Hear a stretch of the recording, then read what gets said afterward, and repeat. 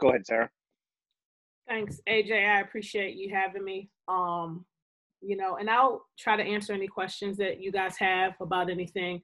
Um, AJ asked me to talk a little bit about our transition and what that looks like.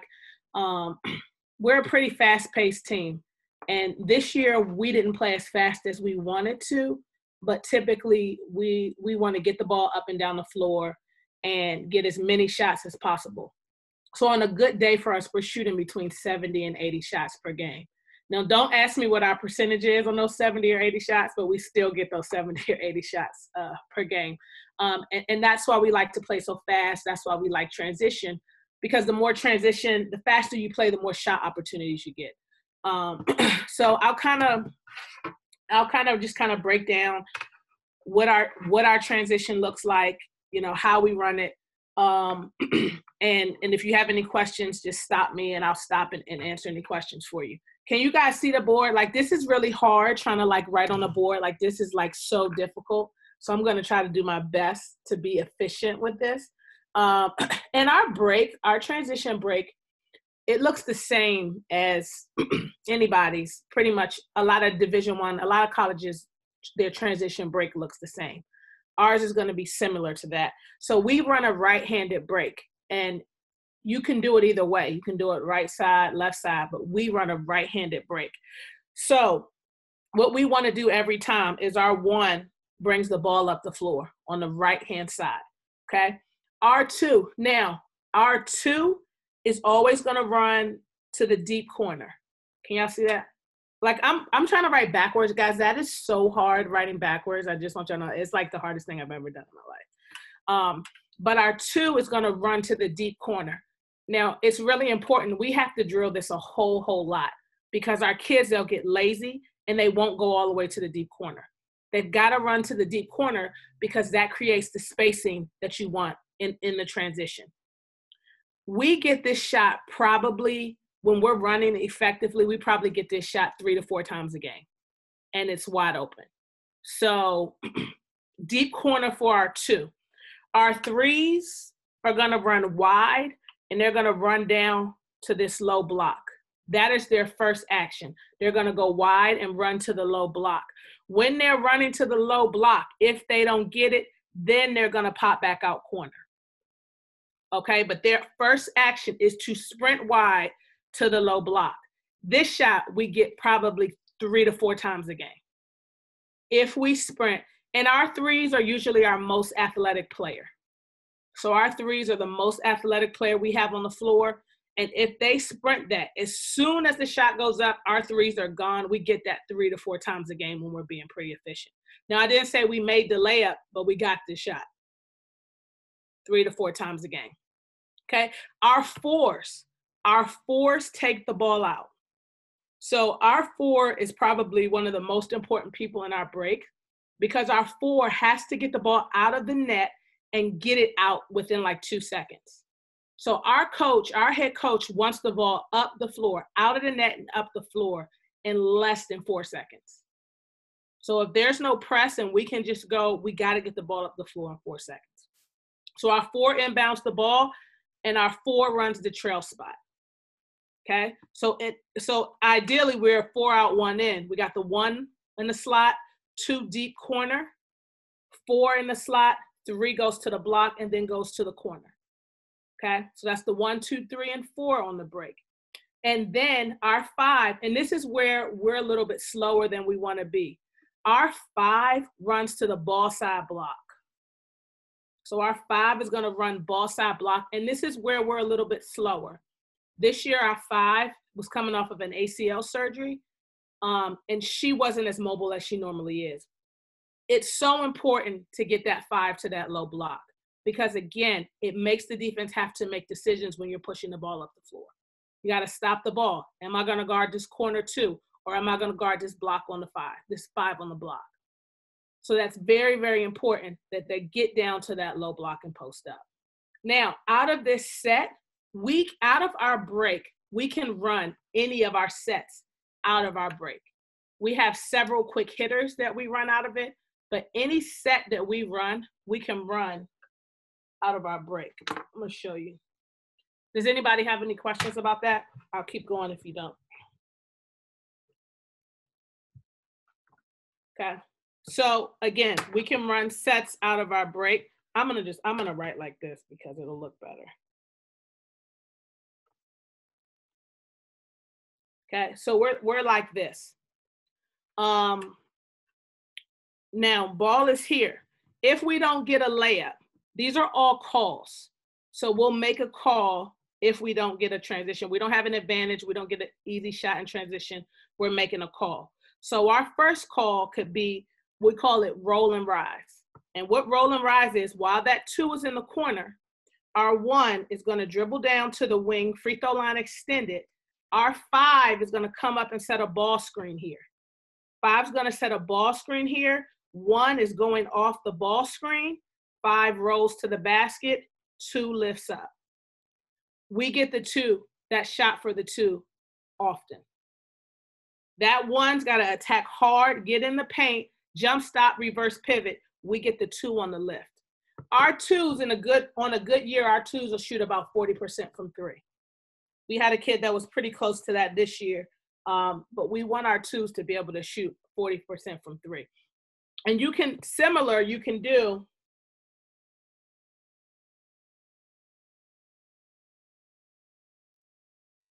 on a similar call, we can pass it ahead. So we don't get the layup. We don't get the shot. We just bring our 2 back up. We call this 25. We pass it to the 2. The 1 cuts through, same side, and the 5 comes, sets the screen for the 2. We call that 25. And you can do it either way. You can let your 1 cut through to the corner, or you can run your 1 through and have the empty side. So when you have that empty side, a lot of teams in our league, they'll ice the ball screens. They'll try to ice ball screens. So when they do that, if we clear the corner, then our kid can reject the screen and go baseline. That makes sense. Another set we do out of this in that triangle side. So if you notice here,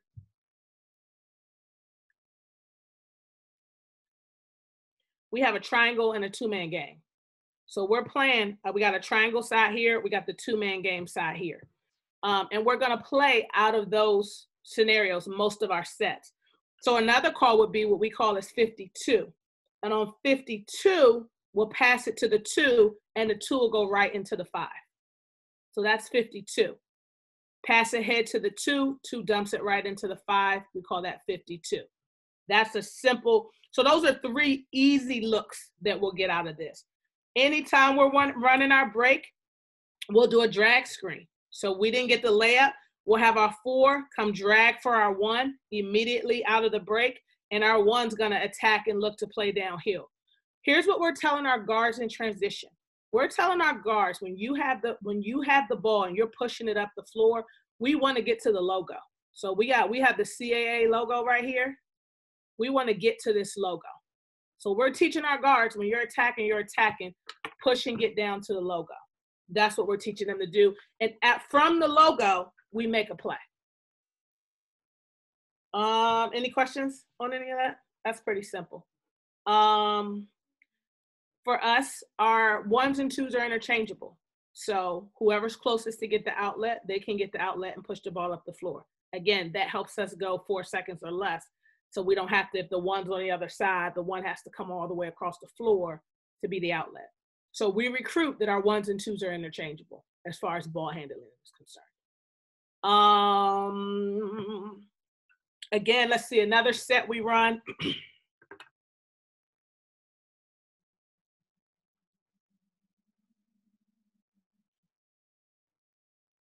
Another set we run is we call 90s.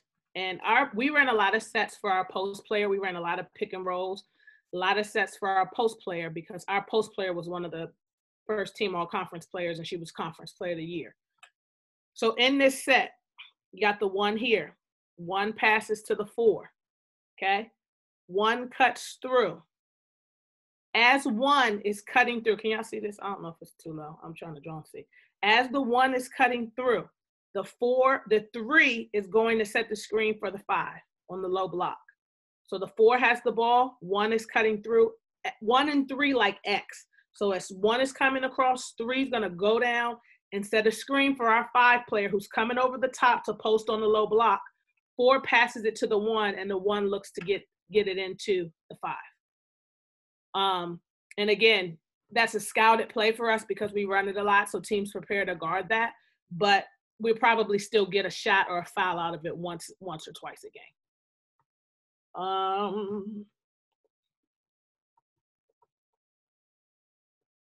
Let's see. Any questions? Any specific sets you guys want to see, or any situational sets you want to see? Sarah, we got one question. Jeff Pillar asked, you mentioned that you start the break on the shot. How many do you have rebounding? So offensively, and that's a really good question, and we led the league in offensive rebounds. We average about 15 offensive rebounds a game, which is pretty ridiculous, but we send 3 to the glass and 2 back. But our point guard is all the way back, always. Our 2, unless they take the shot. If our point guard takes the shot, then the 2 is all the way back. But our 2 kind of hangs around 3-point line area, top of the key, to get those long rebounds. But our 3, 4, and our 5, they always rebound every time. That's non-negotiable with that. I'm trying to think of another set. Oh, okay. We do the same. And also with the pick and rolls I showed you on the right side, we run the same things on the left side. So if we want to reverse the ball, we run the same sets. We can run the same pick and roll for the 3 on the other side. So ball's here, pass it to the 4, pass it to the 3. We're going to space out. 5, go set the screen here, attack. Play the 2-man game with the 3 and the 5. We call that 35. If I'm going too fast, let me know. And I could try to send, if anybody wants any of our sets, we probably run like, in a season, we run like probably 50 or 60 sets. So it's that, I mean, we run a lot of stuff. So if there's anything you guys want to see, I could always send that to you. I don't know. What else you want to see? Anything? Yeah, what are some things that, Sarah, what are some things you guys do in practice to prepare people for transition? That's a good question. So what we do is we do something every day. We do this every single day. It's called cycles. And what happens in cycles is we run our break spots, and everybody has to get a shot in their break spots. So they've got to take the ball out of bounds, get it up the floor. The 1, 2, 3, 4, and 5 have to get shots in their transition spots in 33 seconds or less. And they have to make the shot. So the 1 gets it, first shot, 1 takes it all the way down the floor, 1's going for a layup. Second shot, 1 gets it, kicks it up to the 2, 2 catches and shoots from the 3 in the deep corner. 4 gets the ball out of the net, kicks it up the floor, 1 passes it to 3 as they're cutting to the basket. Layup.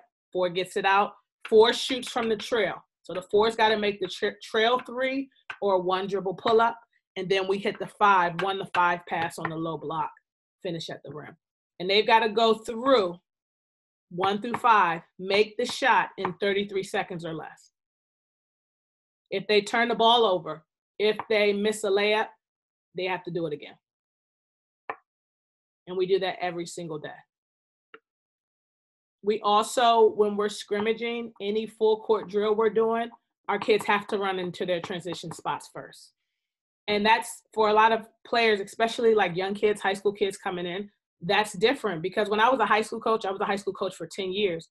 And I didn't really learn what a transition break was until I got to college. Because in high school, I was just going off the advantage. If they had 2 people, I had 3, oh, that's our break. Let's go 3 on 2, make the layup, 2 on 1, make the layup. So until I got to college and I learned what a transition break really looked like, what were the set options out of that? How can you get quick hitters out of your transition break? So for high school kids transitioning in, that is a tough thing for them to learn to be consistent in running to where they're supposed to do, running where they're supposed to be. So we've invested a lot of time in learning our break spots and understanding those are non-negotiable spots for us. So is that something that you guys is that the biggest thing you see from the high school level to the college level is understanding the what you guys are expecting out of breaks, like in transition, is like you guys have a bunch of quick hitters and whatever the advantage is that how you guys are spending a lot of your time on? A lot of it, but a lot of this, like overall in general for us, basketball IQ is a big thing. So we get the kids that we get 9 times out of 10, their basketball IQ is just, it's not great. And so things that when we were younger, you know, and when I was younger and being taught, the kids we're getting, they're not learning those things. And I think a lot of it is because they play a lot of basketball, but they're just playing basketball. Nobody's really teaching them. What is spacing? Can you run your break and just stand on top of the person right next to you and it be efficient? You know, those are things. How do you recognize when you have a advantage break? Like our kids we'll have freshmen coming in practice. It'll be 3-on-1 and they'll shoot a jump shot, you know, and the world coaches on the side, we're like pulling our hair out like 3-on-1 and you just shot and it would be a 3 and it might be a 3, you know, like, so just teaching them the IQ and understanding the game is really what's been one of the biggest challenges for us, you know, as a staff, especially just transitioning with the high school kids. What are some of the things that as a youth and high school coaches and college coaches that are in here, what are some things that you guys do with those incoming freshmen that we could use to maybe help prepare them for the next level if they decide to go that way? You know, I think a big thing is film and teaching them and letting them see the things that they're doing wrong and showing them the correct way. You know, I think that a lot of times when kids they need to have a system, and not necessarily like a structured system, but like you would be amazed at how many players we get who don't know what the helpline is on defense. And I mean, that's, you know, I learned that in 3rd grade, the helpline. But we have so many kids who have no idea what the helpline is or what it means to be 1 pass away or 2 passes away. You know, I think just instilling non-negotiables and fundamentals in your practices, in your programs, that'll go a long way. You know, one year I remember years ago when I was coaching, you know, we had to spend the first 2 days teaching kids how to do layups, you know, because every kid's like trying to do a Euro and every kid's trying to do like a reverse layup. And we had to spend time teaching kids the proper footwork and hand to use when you're doing layups. So, you know, I think just instilling fundamentals is a big deal and teaching them basketball principles. That'll help tremendously, along with the film and stuff like that. Absolutely. Yeah, I can give some more plays. I don't know if I'm play overloading you guys or what. No, I love seeing the sets. It makes me think. What about some out of bounds plays or side out of bounds? Do you have some good side out of bounds plays? I do. That is, I'm actually on our staff. I handle our end of game and our special situations. So you want side out of bounds? That'd be great. That's what I know my youth girls struggle with, and just seeing something different would actually open their eyes. Okay, I'm gonna try to do something. Hopefully everybody else feels the same way. Let me mute myself so you don't hear my heavy breathing. And before you leave, got a cool story about Coach Jenkins at the end. Gosh. All right. So this is a good sideline out of bounds. Now, most of the time for us in our system, we don't look to score often on the side inbounds unless it's the end of game. So for us, sometimes a lot of our side inbounds, we're running just to get the ball in the bounds unless it's the end of game. Because most teams, they don't play defense on the side unless it's like game winner, game on the line, everybody's trying to defend. But this is a really simple play.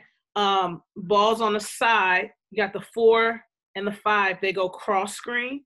1 comes over top, 2 comes over top to the corner. So you want to look to get it to the 1. If you can get it to the 1, great. If not, you can look to get it to the 2 for a shot in the corner. But let's say you get it to the 1 here, then what we would do is let the 3 come off, because again, our 3 is our more athletic player. Our 3 will come back and get a handoff from the 1. As the 3 is getting a handoff from the 1, our 4, who was right here,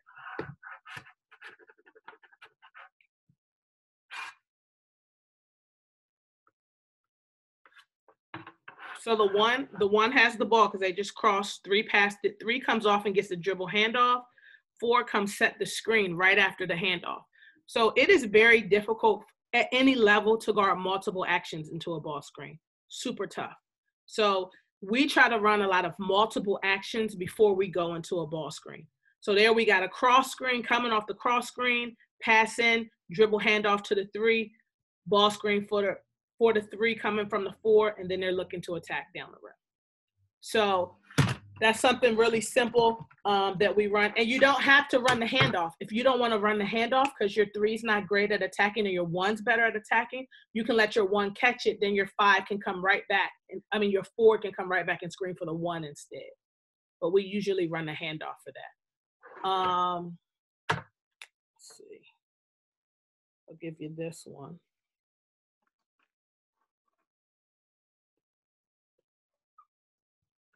All right. We run this a lot at the end of games when we need to score. So we've got our 3 out of bounds here, taking the ball out. We've got our 1 and our 2. So 1 on the low block, 2 at the free throw line, elbow, 5 and 4 on the opposite side. Now, we used to run this a lot, but now everybody scouted it because we've got open shots from it so many times, so we don't run it as much anymore.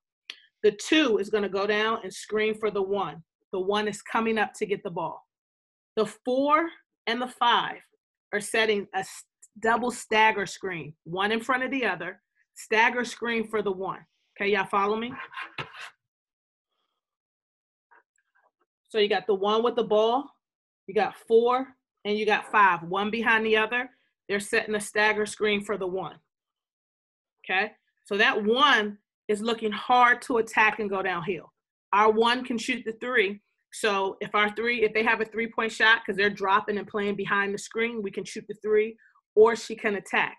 If we 100% need a 3 and we need to get it back to our 3-point shooter, as soon as that 1 comes off that stagger screen, all the action is going that way. Everybody's looking that way. Everybody's in help. Our 4 and 5 then come and set a stagger for our 2. So it's a double stagger. Set a stagger for our 2. Our 2's coming off and gets the pass from the 1. We get that shot. The first 5 times we ran it, the 2 was wide open for a shot. Don't ask me how many times she made it, but she was open. If she made a little bit more, we probably would have had a better record. But that works a ton. Cool. So, hey, guys, if you have any questions for Coach while I tell you this story, go ahead and put it in the chat box. So if you guys haven't known, Coach Jenkins' brother is one of the producers for the incredible documentary about PG County in the water. I mean, if you haven't seen it, I'm telling you, I signed up for Showtime just to watch that, and I'm gonna go watch it again. It's awesome. Oh, thank you. He thinks he's a celebrity now, so I'm beneath him, so I can't really talk to him right now. I gotta wait till he comes off his high, then I'll go try to talk to him again. But thank you. We appreciate you watching that, man. Did he have a red carpet and everything out for it? He in his bedroom, he sure did. Right in his room. Oh. Coach, I appreciate you for your time. I know you said you got a call coming up next, so thank you again for your time. Yep, and if anybody wants any of the sets, and again, like we run so many sets, I just showed you like some simple things. If anybody wants any sets, my email is scj@udel.edu. And I'll be more than happy to send you any sets. If you think of something you want to see, or would like some information on, feel free to shoot me an email. I'll get you guys whatever I can. Awesome. Thank you so much, Sarah. Have a great rest of your evening. No problem. Thanks, guys. Appreciate you. All right. The man, the myth, the legend, Raz Vanderloo. Take it over, Coach. Wow. You must not know much about me then, huh? The people around here all know about me, so that's highly inaccurate. So, first of all, thanks for having us. I got a good group of our guys on here tonight. We all work great together. We all do things together. I think that's why our program works the way it does. I think I mentioned to you the other day, we've got a whole bunch of assistant coaches And I know everybody in the country's got great staffs. And they do. I get it. And they're people that don't get the credit they normally deserve. But I tell you what, if I don't have the best one, I got somewhere close to the best one. They're incredible. And I wouldn't trade them for anybody. And like I said, I know there's a million assistant coaches out there that are awesome, but I think I got about 4 or 5 or 6 of them that are right toward the top. And I'm not just saying that to make them feel good, because I tell them the other way if they needed it. Sometimes they need it, but most of the time not. But I'm dead serious. That's part of the reason our program is where it is. I think it's at a pretty decent level. I think you had it out the other day. We're very, very fortunate, honored, lucky, whatever you want to call it. I see a week or so ago that when Max Preps put out their each state's 10 most dominant teams, we were listed in that group in Iowa. And like I said, we're proud as can be. A lot of it has to do with some of the guys that are on here, and a lot of great players and just people that have bought into the program and made it work. So it takes more than a superstar to make everything work. You got to have a lot of good everythings. I mean, you got to have good assistant coaches, good administration. You got to have good extra guys, so to speak. You got to have a good team manager. You got to have a good system and setup and youth program. All those things matter. If you think you're going to survive because you got the greatest kid on the block, well, first of all, you only got them for a couple of years. Then they move on. So you've got to develop all the way down to the little dudes. We kind of get down to about that 3rd grade level. Really, I mean, the 4th grade explodes, but we got 3rd grade kids and teams. If you think you're going to get them right when they, when they become that freshman, sophomore age, it's too late. You got to get them before that. Get them into your system. Get them believing what you do. Get them playing on your court. All those things, I think, matter. We have I think, a great youth league, youth program. This is we just finished our 29th year of this program. We annually have between 600 and 700.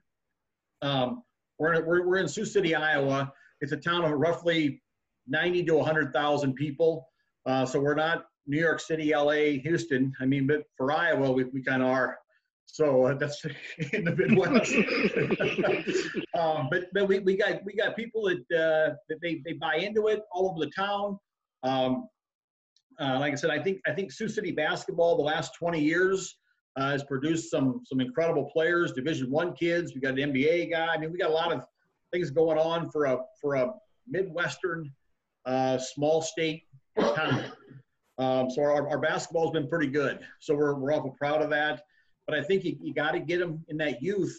If you want your varsity high school teams to succeed, you got to get them going young. Get down there and work with them. With our coaches, we have one that coaches actually one of our youth programs. His son plays on it.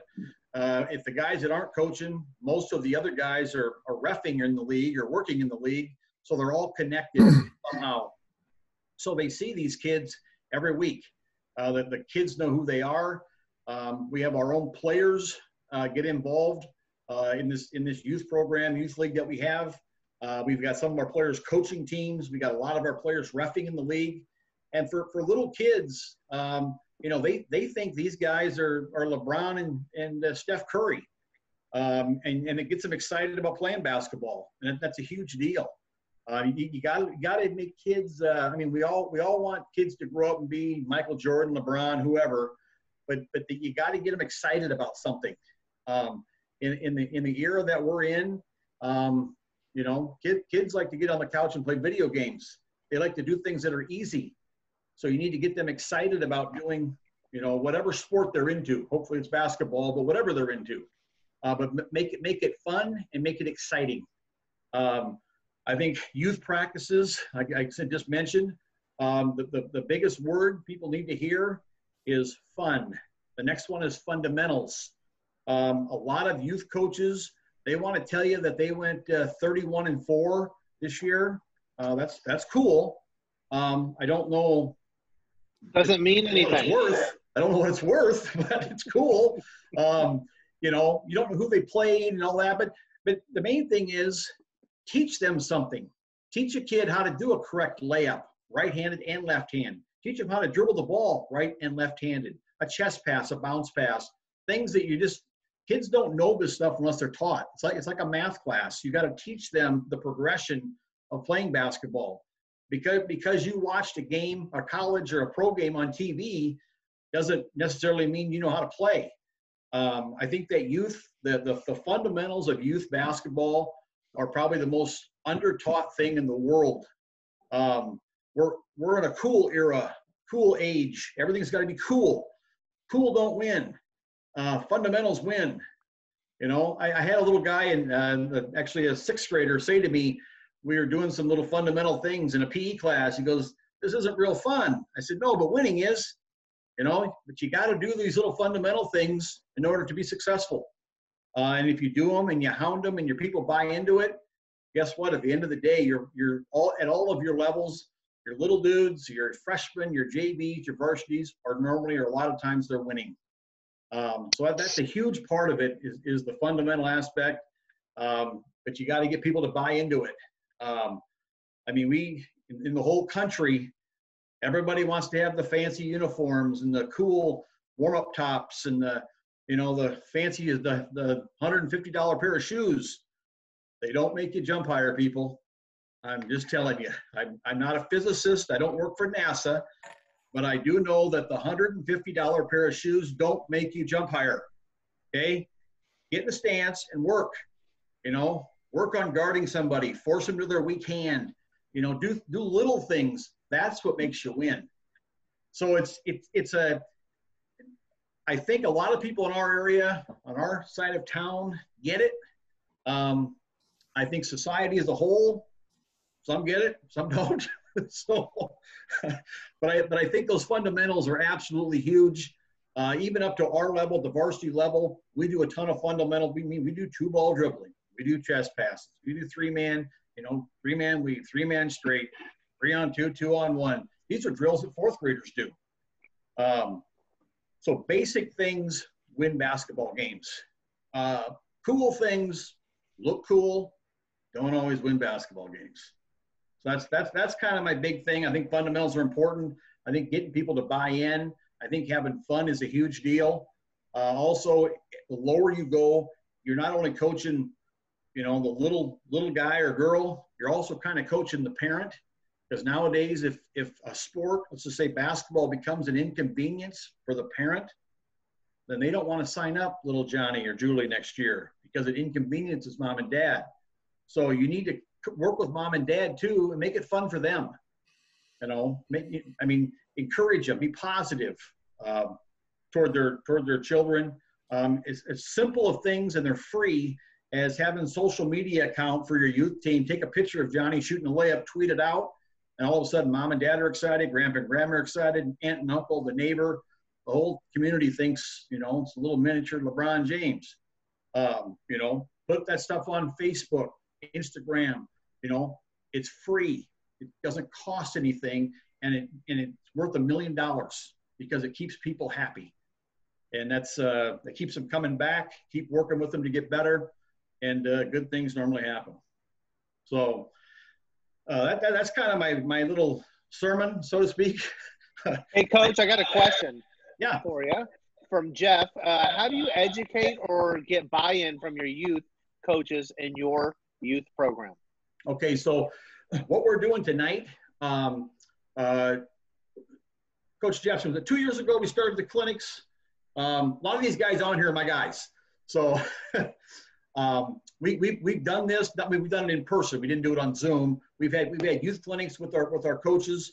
Like I said, Coach Jefferson on here, he is one of our youth coaches. I mean, he sees all these people. We probably 95% of the guys or ladies coaching, we personally know. I know Coach Drent on the women's side is also on here. He's involved with who the coaches are. If you have a personal relationship with these people, it's easier to talk to them. It's easier to communicate with them. They, most of the time, will try to buy into what you ask or what you're doing. So I think that communication level, having a personal effect on it is huge. If any questions, fire them out there. Like I said, I got a lot of my guys on here. We each can take a few minutes and talk a little bit about what we do, offense, defense, out of bounds, our girls coach. We've got a lot of stuff going here. So if you got something, fire away. Coach Jeff or John, whatever one you guys want to go, just give us your topic and we'll get rolling and see if we can help anybody. Yeah, I can go. It's my ultimate concept with youth basketball is, and we like running set calls at the high school level. We don't run a ton as much as we used to run, but I think the problem in youth basketball too much right now is we figure out who the big kid is, who the good shooter is, who the ball handler is, and everybody wants to run a set call in 3rd grade, 4th grade, 5th grade. And I think it takes away from development. I think it takes away from kids learning to play other skilled positions. It takes away from the kid who matures quickly and, hey, you're the post guy, but in 3 years from now, you're the shortest guy we have. So I think ultimately it's the development problem that we experience at times. And it's on us as high school coaches to educate our coaches and educate our parents that hey, let's teach these kids to be basketball players as opposed to being a post player or a guard. And ultimately the best move I think we've come across maybe in the past 3 or 4 or 5 years is just a simple motion set that everybody in youth program I know has been told to run, asked to run, begged to run. And it's real simple basketball. As opposed to kids coming down the court and saying, all right, Billy, you're the post guy. You have to go stand on the block. And Jimmy, you can dribble. So I think that, yes, there's time and a place where you have to let kids, especially if you're playing at a higher level in the youth programs, but on the weekly, the daily practices, the games that are not going to be close games, everybody needs to be a ball handler. Everybody needs to bring the ball up to court. Everybody needs to play on the block. And I think there's times we get away from that because we're more worried about the almighty. My 3rd grade team is 74-2. And like we just talked about it, nobody cares besides the 7 parents. I mean, and ultimately, I've been a parent before. I get it. And I'm sure at that time I was one of those guys as well. But we got to get away from that a little bit. We've got to learn how to, hey, my kid really developed over this winter or this summer. And my kid is now, can handle the ball, can shoot it with confidence, can shoot it off the bounce, can do some different things. And I think ultimately when kids start buying into that, parents start buying into that, your program becomes better. Like Raz is saying, Raz has done a phenomenal job with our kids and our parents of getting them to buy in. And the ones that don't buy in, obviously, we prefer they buy in, but there's some of them that we've lost along the road that maybe would have helped us at times. But ultimately, you can't go through a 10-year run like we've gone through without youth programs being developed, and buying in, number 2. Because every year we seem to get kids that are just ready to play, and that really helps. But back to the offensive stuff, it's just a simple 5-out motion, and there's really very simple rules. And I picked this up. The Iowa women ran this 4, 5, 6 years ago. It's really a simplified version of just the pass and cut offense. No ball screens, nothing like that. It's all just pass and cut to the basket. Simple way to teach it. Grab 6 or 8, set, whatever dots that they have on the floor, little rubber dots, put them on the floor. Places that you're okay with your players standing. None of those dots should be in the lane. None of those dots should be anywhere near the post position. You should maybe have one on top, depending on the age group. I mean, we extended out to everything outside the arc, but obviously in 3rd and 4th grade, you'd want to be maybe free throw line, the 2 elbows, maybe the 2 wing positions and 2 on the baseline, 10, 12 feet out. And basically teach the kids that every time you pass the ball, you catch it. When you catch the ball, your first thing is I'm going to shoot it. And I think there's too many times that kids are told, Billy, you can't shoot, so don't shoot. Everybody, no matter if you're a great shooter or average shooter, everybody needs to catch it ready to shoot. It gets the defense to have to load up on you. It gets everybody else guarded, those types of things. So pass it, make sure you catch the ball ready to shoot it, number 1. As the person that passed it, your only rule is make a basket cut. Yes, and as you get to the high school level and JV level, freshman, we changed some rules. But I think in the youth, you have to put pressure on the rim. You have to make everybody get guarded. And too many times in youth basketball, the other team will pick up on, hey, those 2 kids aren't very good. Let's sag off or let's not guard them. You got to make sure that everybody's guarded. And the best way to do it is make penetration moves, meaning pass the ball, cut to the rim. As you're passing the ball and cutting to the rim, everybody is filling up a spot. Everybody is going to another dot. The person that just cut through obviously passes, cuts through, cuts out the backside. Every time somebody catches the ball, you should be standing on a dot. And it's a simple deal. And if you're a believer like, hey, I want the kid stopping on the block on the way through, or something like a UCLA cut, that's fine. Or if you're a believer that I want the kid stopping at the elbow so he can maybe catch it and attack from that. That's fine too. You can put the dots wherever you want, but make sure every time the pass gets made, besides the catcher, the other 4 guys are moving. The other 4 guys are going to move to a position closer to the ball. So that's number 1. Number 2, like I talked about, catch the ball ready to shoot it. There's too many times that we have bad players or kids that haven't developed yet that catch it and they immediately think, well, my mom says I can't shoot and my coach says I shouldn't. And no, you need to catch it ready to shoot it, A. Number 2, catch it ready to pass it. I'm a believer in passing before you dribble it. Not a huge believer in dribbling. I'm not a huge believer in the workout guys that, make a guy dribble 7 balls at a time while you're catching a volleyball and a ping pong ball off your forehead standing on one leg. That's not my deal. I'm more of a old school catch and shoot, catch it and pass it. Use your feet to get open as opposed to your ball handling. Granted, ball handling is important, but if you just move the ball and the ball doesn't get dead-ended, it's a lot better basketball. It's a lot easier basketball to play. It's a lot more fun for the kids to play with you as well. So number 1, catch and shoot. Number 2, catch it and pass it. Number 3, dribble it. If you're going to dribble it, we limit even our varsity kids. And we've had some really good players. We've had, tell me if I'm wrong, guys, we've had an all-state player maybe the last 7 years. We've had at least 1, maybe 2 every year. So we've had kids that can really play. 19 years. 19 years. Yeah, it's just we've had some players. And we've had some nice players. None of them are wow, 6'8", play above the rim type guys. But we've had some kids that buy in and kids that can really move the ball a little bit. So I'm a believer in if you're going to catch it, you get 2 bounces to get to the rim. If you can't get to the rim in 2 bounces, you need to pass it. And too many times at the youth program, we throw the ball to Billy and he dribbles 7 times. Well, the 9 other guys on the court are watching him going, what is this? And the 12 other parents are behind their back going, why does he dribble every time? And it creates a bad atmosphere for everybody. So I'm a believer in catch and shoot it, catch it and pass it. If you need to dribble it 2 bounces towards the rim and then share it or shoot a layup, whatever it may be. But back to the motion set, just keep the ball moving. Stop dead-ending the ball. And sometimes our worst enemy is NBA basketball because we throw the ball to the wing and we let Jordan catch or let LeBron catch it and he isolates and everything. And every kid says, well, LeBron does that. Well, yeah, none of us are LeBron, and the NBA game's a different game. But so in retrospect, I really think that the NBA is a phenomenal game, great players, but it kind of hurts us at times at the youth league because they all watch TV and they all see that. It doesn't really help them because it's not realistic at that level. Ball screens, and every youth league coach in the world wants to always talk about ball screens. I was never a believer in ball screens. Maybe 5-6 years ago, I kind of changed my mind a little bit just to create some space for some guys and get guys who weren't guarded involved in the offense a little bit.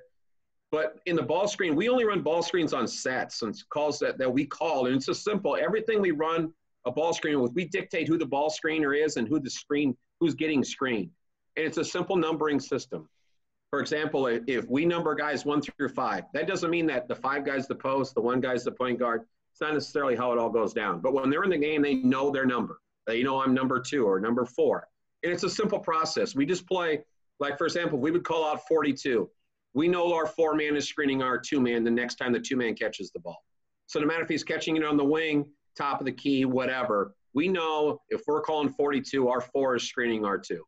And in that concept, our other guys are all taught 1 guy's on the weak side and 2 guys get on the strong side, 1 in the wing, 1 in the corner, and we all just get ready to play. And so it's simple enough that youth league programs can run it. It's sophisticated enough. I know I'm talking to my brother Jeff, who works at Creighton. Seton Hall runs that exact concept where they call out that exact stuff. So it's something that can be used from 3rd grade through, Division I elite level basketball. And I really think it helps our kids because they all understand there's going to be a night where we run 14, our 1 person screening our 4. They understand I'm the one in this group. You're the 4. When you catch it, I'm going to go screen you. So, and I think that's the only screen stuff that really needs to be taught at the youth league level or at the younger age level. Obviously, everybody wants to run some flex stuff and flex cuts and UCLA cuts, and I appreciate those. I think that's fine. But as far as everybody just running to the ball and screening it, I think that's something the coach needs to dictate. I think that's something the coach needs to dictate so kids can develop their skills, not beat somebody by 100. Nothing worse than watching a 4th grade game where the best 2 players are running screen and roll and it scores 78-6. Let the other 3 kids who aren't maybe nearly as developed, let them get involved. Let them be screeners, that type of stuff. But that's just simple stuff that we try to implement. I know the last couple of years in our coaches' clinics, we've told or asked our coaches to maybe put some stuff in like that. And in watching them play, I think they do a nice job. I think our youth program, like Raz says, and Coach Jepson and Coach Raz both need compliment on this. Our youth programs are very good. Our kids play hard, and our kids are on multiple teams. We don't have one really good team of our best players. We have 3 or 4 teams in each age group that got some good players on them. So I think it's a compliment to those 2 guys that we keep developing our youth programs. And as far as offense goes, it's just simple. I try to simplify it, and that's just what I got. If anybody got any questions, comments, please add in. You other coaches, obviously, Coach Dredd and myself talk all the time about basketball and offense that we like to run, and I'm sure he can add some things to that. But especially at the level, I think that simplicity is the key. I got a couple questions that came through. First one from Adrian is, are you opposed to parents coaching the youth level? And do you guys – I'm not, Raz, I think we all have our own opinion. We've all had our experiences in dealing with it. I think it comes down to, is the parent a positive role model for all kids? Not their kid, but all kids. Are they more worried about winning or development? And that can be, I don't care if it's a parent, grandparent, brother, sister. If they're in it for the right reason, I'm in. We've had some great youth coaches coach their kids, and it's turned out great. And sometimes in the Hayworth program, the youth tournament stuff, we've had some parents coach their kids, and it's kind of a nightmare. But no, I think as long as that coach prospectively understands that we're here to develop 7, 8 kids on your team, I think that's great. I'm not opposed to it. Obviously, it's better if that parent is an assistant coach or a helper as opposed to the head dog. But yeah, it's going to happen. And obviously, we want kids playing. And if they're the only way they're going to play is if mom and dad coach, good for them. Piggyback off that, Adrian also wants to, do you guys pay your youth coaches? So no. Raz, I'll let you talk about that. No, we have all volunteer coaches. We've done it that way forever. I know there are some situations in the country where youth coaches are paid, but around our area, they are not. Like I said, it is what it is. Yeah. Second question, do you have youth rules about no zone defense, playing time, positionless, and others? Yes and no. We highly recommend no zone. We actually we did have a no zone rule a few years back, and it became a circus because Johnny would follow the guy through the lane. He would stop in the lane, and then the 13 parents would freak out. They're playing zone. They're playing zone. No, they're not playing zone. They're playing man. But Johnny stopped in the middle of the lane when this guy went out the backside. So we basically said we recommend no zone. So I think our league, there's a lot of man-to-man. There's a little bit of zone. In a perfect world, there'd be no zone for the younger kids. But it becomes, I don't want to say impossible to officiate a 4th grade game with no zone because 3 of them are playing textbook 4th grade man-to-man. One's trying, and the 5th one has no idea. So he's kind of just standing there. So it looks like a zone, and then everybody's going crazy.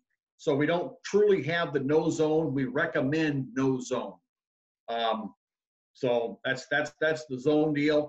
In our league rules, every kid needs to get in. Now, if the kid doesn't show up for the practices, if he's done something crazy, yes, you can discipline a kid and maybe not play him this week. But in a regular game, everybody needs to get in. There should be no kid not getting a game if he's come to practice and done what he's supposed to do. Regardless of his skill level, every kid needs to get in that game. I know that. We do have a rule where you can't press up to a 20-point lead. Once you get the 20-point lead, get that press off. That only works on your ego. It doesn't work on your game. So our officials do a very good job of that. Once that happens, telling the coaches, get that press off. So, Raz, I got a question for you because we have all volunteer coaches as well. How do you continue to, obviously, because you guys have a solid program over 10 years, but what would you recommend to someone like myself 2 years in trying to build something up to get coaches and secure? Because a lot of it seems to be that I have dads that are being the coaches, but I'm doing coaches clinics like this. We always have a meeting, all of our boys coaches meet with our head coach. We lay out expectation, man-to-man defense, and then our girls coach as well. We do the same thing. What would you recommend? I think every year, try to get your high school players involved somehow. Have them be an assistant coach to a team, a helper for a team, maybe somebody that just comes to practices and helps. And then if there's a local college around, I'm not sure in your area what you got or don't got. Maybe some of those kids stay around and they go to a local college, they can come back and help. Or if there's just kids that go to that college, if they're a PE major or something, or an education major that used to, a kid played high school basketball that just loves basketball, have them get involved. So you're slowly getting a few outside, quote, non-parents coaching. I don't think you'll ever have a situation where you have no parents. I don't know if that's realistic. I mean, in a perfect world, yes, we'd like to have outside people coaching, but it's not feasible. Yeah. Correct. You're always going to have some parent, and there are some very good parent coaches, very good. So I'm not here to say parents are horrible coaches or they're self-centered. There's some that do a great job. Oh, that answers a lot. Thanks. I can piggyback off that as well. So we started like our Raider Youth Basketball Club, and is our first year of really trying to get every kid to play that wanted to play, because we had some years in the past where not everybody, if they didn't know somebody or something like that, they weren't able to play. So we had from 3rd grade to 8th grade a little over 200 kids sign up. So dividing up the teams and getting that organized, and then trying to find coaches, right? So most of the teams actually they had a parent coach, right? But actually helped out, and they show up and they come to the clinics and they ask questions and everything like that. But we did have several teams that they didn't have coaches. When you ask all the parents on the team if they're interested in coaching, and nobody wants to coach. So then the search goes on for trying to find somebody to coach this group of 10 kids, which is that's challenging. So we did have 2 of our varsity boys basketball members help coach. We ended up getting a parent of a former player that coached, but that was kind of a process and just trying to find people to coach those teams. So, but I do understand the situation of a parent wanting to, be overbearing with it and maybe creating some difficulties in it. I was going to talk about defense. So I had 5 points that I really kind of wanted to hit on here that we do at practice. We try to do at practice every single day. So first of all, before we get to those 5 points, we use 2 phrases a lot. Can't play defense unless you got energy and effort. Right, so we talk about energy and effort all the time. And the other phrase that we use is just tough and smart. We know that defense is a choice. It is something that you've really got to want to get after, right? And if you are lacking energy on defense, then you find the whole game goes south pretty quick. So things that we want to do in practice, though, number 1, something to do with footwork. So whether it be like when we start the season off, this is even with the high school guys, talking about stance, doing slide drill type stuff, run and slide. We do a bunch of different variety of closeouts. So that would be like footwork stuff that we want to get in every single day. 3 different types of closeouts that we use, and there's a bunch of different closeout drills that are out there, of course.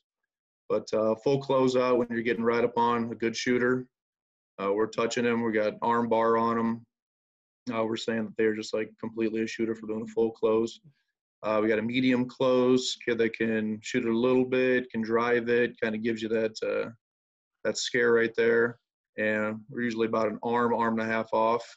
And then for a short close, it's a 3 arm length away or more. And that's somebody that we think that can't shoot at all, and they can drive it, right? And we've come across a lot of those kids where they're just super athletic and they can make right-handed and left-handed layups with the best of them, but they can't make a jumper, right? So there's no need for us to guard them at the 3-point line when he can't shoot. So footwork's 1. Number 2, we do some sort of rebounding every day. We got a drill, it's called one-on-one-on-one. We'll put the posts with each other. We'll put the guards with each other.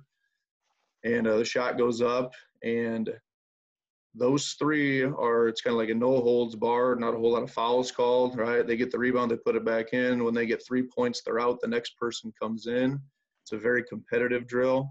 And we go, so we got 6 guards going. We go until every single guard makes 3 baskets. And it's a challenge, right? So it's not like we're working on form boxing out. That's just going up and going to get the ball.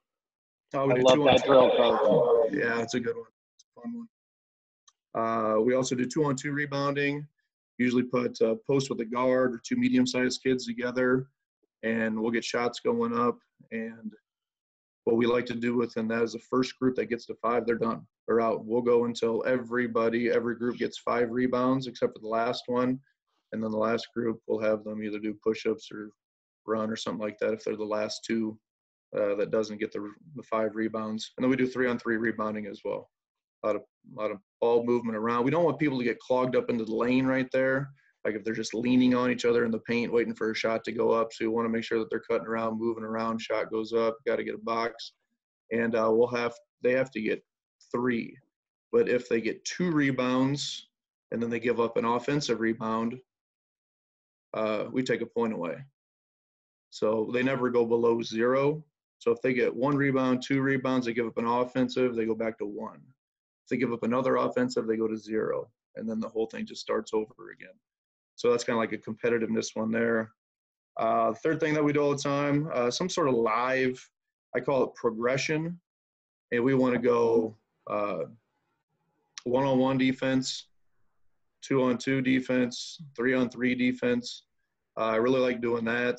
I think we play mainly man-to-man. We'll go zone every once in a while if we need to, if we feel like we're outmatched. If the team's got a bunch of great drivers and we can't guard them, that's usually when we go zone, or just to switch it up a little bit. But we can't do any of our stuff if we can't play 1-on-1 defense. So we'll go top of the key. We'll go from the wings. We'll go, post D, stuff like that. So we usually go like a 5-minute segment of 1-on-1. Then we go 2-on-2. When we go 2-on-2, what we typically like to work on is switching ball screens. One of the biggest things here, and I know we talk about team defense and everything like that, but when I watch games, it stands out to me a lot when teams don't know what they're doing with ball screens, right?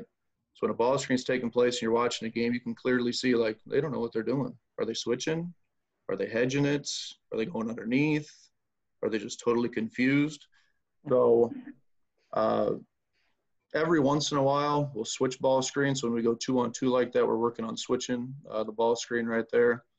And then when we go 3-on-3, we do like the hard hedge ball screens a lot, where we show big, cut the seam off, we fight over the top, and then we got help on the backside. So we'll do all those things, what they call the progression. So 1-on-1, 2-on-2, 3-on-3, and then we like to hop into our shell drill stuff. So the number 4 thing I have on here is just shell drill. And we don't go through every single shell drill thing every day because I think that takes up a lot of time. But we'll start with just passing, right? So, you got ball call, 1 pass away, you're in deny, 2 passes away, you're in help, 3 passes away, you get a foot in the lane, right? All that stuff like that. But, we're talking the entire time. Talking is a big thing, especially within shell drill, actually with the ball screens too. But we'll switch it up and we'll go just passing. Then we'll go pass and cuts. We'll go pass and screen away. We'll go dribble drive with the shell drill. We do cut opposites with the shell drill. So when we do that, we'll go through, we'll do the talking, and then as soon as I blow the whistle, then it's live. And we'll just play live, and then the defense has to get a stop. So shell drill is a big part of what we do within our team defense there. And then the last thing, number 5, is just something full court, right? Whether it's our transition defense or, we like to press a lot too. So one of our pressures that we like to do, but just get them going up and down. So those are 5 things we try to hit on every single day: footwork, rebounding, our progression stuff, shell drill, and some sort of full court with transition defense. I got something for you, Coach.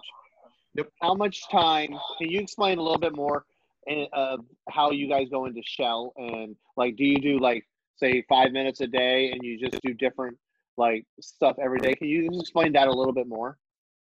Yeah. So, the main thing, and I've been in this program for a really long time. I played in it, I've coached in it for 20 years and everything like that. And I remember going through shell drill, we would go through, it's 4-on-4 around the perimeter. Of course, you can throw a post in there, get them ball side or get them opposite if you'd like to. But we go through just passing, everybody talk, and everybody go through that. And then we'd go pass and cuts. And then we go dribble drive, and it just seemed like it got kind of monotonous. It was a long time for it. So I only really like to do 10 to 15 minutes of shell drill each day. And when we do that, we break it up. So if one day I'll do pass and then pass and cut. The next day I'll do dribble drive and pass and screen away.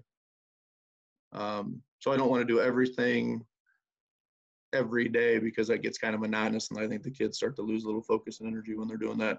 The shell drills, it's tough. It's one of the tougher things that we do, and you got to be focused and locked in. And they lose their energy. Cool, thank you. I can talk a little bit about our out of bounds here at Sioux City East. We don't make it very complicated. We make it pretty simple. Even at the varsity level, we only have about 4 or 5 out of bounds calls. We have one sideline out of bounds call. But basically it's run for multiple players. We know who our point guard is. We like to put him in ball screen opportunities, and we like our best shooter coming off double down screens. Everything that we do is out of a box set or a 4-low set. And I think that's big time for even at the youth levels, is just keep it really simple. You don't have to make it, you don't have to do like crazy screen to screener stuff with somebody coming out, even just a simple up screen to the 2 top guys going down to the block, those types of things. I also think that putting out of bounds can be a spot where you can kind of get some of those lower capable kids a point, right? Because everybody's going to be looking at your star player on your youth teams. They know who they are. You can set them up with a screen, and you can kind of get some of your other guys a bucket underneath the hoop where they should be able to, make a layup or those types of things to get them excited and get them engaged in the game. Because a lot of the times those plays can be ran for the number 1 player on the team or the best shooter or the best dribbler. You kind of lose some of those other type of people. So we just like to keep it really simple. We keep it down to earth. It's not very complicated. I know a lot of people might, think that they need about 10, 15 out of bounds plays. I know Coach Raz mentioned to me very first when I started, like, dude, you get like 3 plays and that's it, right? And we run one of his plays that he's been running for, 19 years. Right, it's just a 4-low, and it works. Exactly. It never every works. time. Every time it works. But we just like to keep it simple. Nothing crazy. Box sets, 4-low type of stuff. And I think it goes back to what Coach John was talking about, that you can run it for anybody. Everything at the youth level can be positionless. You can run it for your best player. You can run it for the 8th person on your bench. So that's kind of our philosophy. Keep it simple. Don't make it crazy. And just get a bunch of kids involved, and try to get their get a basket here and there and those types of things. Okay. I guess one thing I'm gonna sorry, go ahead. Oh, go ahead, Tyler. Go ahead. Well, first off, my name is Tyler Vanderloo. I coach our JV team here at Sioux City East along with Kyle here. And anyway, I guess one thing I'm going to touch on real quick, not to bore everybody, but we kind of hold everybody accountable the same. No matter if you're the star all-state player or like the worst freshman player on down, everybody's kind of held the same standards. And if you're messing around, whether it's on the court, off the court, in the classroom, whatever, you're going to be held to that high standard like you should be. So by the time they get to I should say, if you're lucky enough to play all 4 years, because, at the end of the day, a lot of kids don't, right? So if you're lucky enough to play all 4 years, by the time, you're a senior, that mentality has been, instilled in you when you walked in the door first day of school, essentially, at that freshman year. So by the time you get to, JV level and even higher, you already know the standard, where you're supposed to be, all that good stuff. So, I guess that's kind of one thing I really appreciate about our staff and what we got going on. Hey, real quick, I want to introduce the next guy. Coach Drent is our head girls coach. Our girls program was struggling a little bit for several years. He's come in now, been here 2 years, and this past season he had a good group of girls. But they, I don't think anyway, anybody was expecting them to go to the state tournament or anything like that.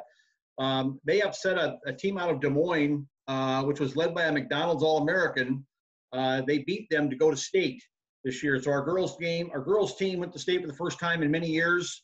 And we had great girls. We had very good girls, but I equate a lot of that to our coach, Brian Drent, who's on with us tonight. And I just brought him on to say, hey, he deserves it. He's done great things. So you're in charge. All right. Well, I appreciate it. And it always starts with good players, and we've had a bunch of good players, and we had a good core group of kids that I've had. This is my third season. So it's been a real journey. And I didn't come from coaching girls basketball coming up. I was actually a baseball coach at the high school and college level prior to coming here. And so it's been a bit of a transition in terms of coaching girls. And Raz just want to talk about a few things that we've done, and maybe me as an adjustment as our coaching staff. And I just want to piggyback a little bit on the youth development, because it seemed like that's something people wanted to talk about. I think one of the things that we're trying to do as we continue to develop this, and Raz and the boys program is way ahead of our girls program, is we're trying to really recruit the parents initially to help coach these teams. And I think one of the things that it's intimidating if you haven't coached a lot and maybe you don't have great playing experience to take these teams on. So between Coach Jepson and Raz and the rest of the staff, we tried to provide some structure for our coaches. We're trying to get them gym time. We're trying to suggest leagues that they can play in, tournaments they can play in. So we're really trying to make it a predictable and easy environment for parents, or if we can find outside people to willing to coach these teams. We've done a better job starting last season with like what Coach Jepson talked about, the Raider Youth Basketball Club, and giving some structure for all these parents and just for us. And, we're no different than what's happening across the nation with girls basketball. There's just not enough kids playing. And so we're trying to create an attractive environment. Everyone's wearing the same uniforms. We're trying to tie them in with their high school kids, some of the stuff that Raz talked about. But and we're just trying to make it easy for kids to sign up and also for coaches to coach. And so those are some things that we've done. Some of the things that we've done, with our girls team that Raz probably asked me to talk about was, some of the things that have been different for me from coaching boys to girls. I think one of the biggest things is that we probably deal with more multi-sport athletes on the girls' side than maybe on the boys' side. A ton of our kids play soccer. Almost all of our girls play volleyball. And so we really have to be efficient with our time when we get together in the gym, and it really has kind of helped us guide our program. Maybe the other biggest thing that I think I've realized, and it might just be the group of girls I've had. Like I said, I've mainly had this core group of girls coming all the way through, but for some kids, basketball is not the number one priority. And sometimes sports, more on the girls' side than the boys' side, sports isn't the most important thing in their life. It could be academics. There might be some other activities, the relationships and friendships and all the layers that go into it. It's way a bigger deal on the girls' side, and we have to be aware of that. And it does change a little bit of how we can coach, and it does change a little bit of how much we can demand out of our student athletes. Some of the things that we've done this year, I think, have really made a big difference for us. And I think I would say for anybody developing a girls' basketball program would be to just strip it down to the essential stuff. We've put a premium on shooting in our program from top to bottom. I met with our youth coaches and said, hey, you need to shoot the majority of the time in your practice. That has to be the number one thing that happens in your practice. So we want to spend time shooting. If you look at the girls' game, at least in the state of Iowa, and we play in the largest class in the state of Iowa, like Raz said, we're playing against McDonald's All-Americans. I think there was 20-plus Division I basketball players in 5A alone, which is the class that we play at. Everybody can shoot. If you can't shoot, you can't play. And so we've put a premium from our youth teams all the way up that we've got to be able to shoot the basketball. And I understand there's some risk in that there's going to be some girls that just can't shoot. But for us to be healthy and for us to sustain our program, we think we have to be able to shoot the basketball. And so we've started working with our youth kids. We brought in a shooting coach this year, had a free shooting camp on a Sunday afternoon. We'll continue to do that, if we can get back to some sort of normalcy again here in the fall, that we're going to, again, if you're going to talk to our girls about playing basketball, it's going to be about shooting the basketball. And we want our kids to know that. We want our coaches to know that. We want our fans to know. We want our parents to know that we place a premium on shooting. And so if you're questioning on how you can get on the court, shoot the ball. Because good shooters don't sit the bench. We find ways to cover them up defensively. But if you can shoot it, you're going to play. And we've had a couple kids this year. We had a girl this year that was not very good in a lot of other aspects of the game, but she is our all-time leading three-point shooter in the history of our program. She's made 63s, I think, for 3 or 4 consecutive seasons. And she's a great player. And we kept her on the court because she could flat out shoot it better than anybody else. And so that's probably the biggest thing. And that, it ties into the sabermetrics and some of the effective field goal percentage stuff that's out there. So it works out really well. But we just believe that if we can attack from the arc, then the dribble drive lanes, the spacing gets better, and our kids just have more fun. And the reality, and just to kind of piggyback off what John said, we love the 5-out motion. I've got a 5'11" physical player as a daughter. She hates to post up. We have a 6'2" post girl that's going to Bradley to play. I'm sorry, to Butler to play. She hates to post up. And what we've talked to, in our girls throughout our youth program, they hate posting up. And so we've just kind of, we kind of hitched our sails to the wind in that direction and said, hey, if everybody hates posting up, most of our girls, again, it's just 3-year thing. They don't like the physical contact. They like posting up. And so we've created a system with playing 5-out, with attacking from the arc, and then working on the dribble drive stuff. It's a system that we believe was good for this year's team and long-term as I look down the youth of the line of our youth teams, we've got a bunch of good shooters coming up, but not big physical girls. And so it's a system I think that's really going to attract girls to play in a fun style of basketball. It's not going to get them horribly uncomfortable. And I just want to get them addicted to the environment, loving to play basketball, loving to watch our team play. It's exciting to watch girls make threes. And so we've done I think a good job of setting the foundation, and now we're going to try to intertwine that with our youth teams. Hey, Coach, I got a question for you. Yeah. What are some drills that you do with your girls to keep them engaged, like shooting drills or games or however you want to, that they're like, okay, I love, because you put a premium on shooting. What are some things that you guys do?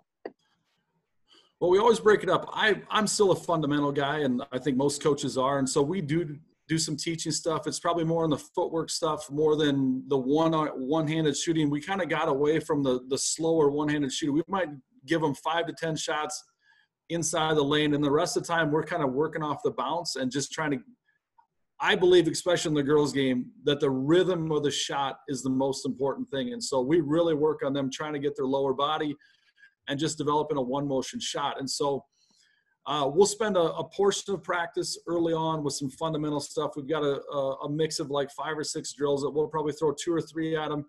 And then we just got – this year the thing that made the biggest difference, we got competitive. We timed our shooting stuff. A lot of the times, hey, you're going to shoot from a spot. If you look at Mike Neighbor's stuff, his green light shooting has got a ton of great drills that, get competitive stuff. Craig Campbell, who's at Clovis West, I got some stuff from him. He's got a 99-cent drill that was probably our player's favorite drill, where you're just going up and down based on the number of shots you make. And so as much as I love shooting fundamentals, I will say the competitive shooting drills did more for us this year than anything else. And that's hard for me because it takes control out of my hands. And I'm just going to say, like, hey, just go shoot and be competitive. And but if I looked at our season when we started to struggle probably shooting, we didn't compete enough shooting in practice.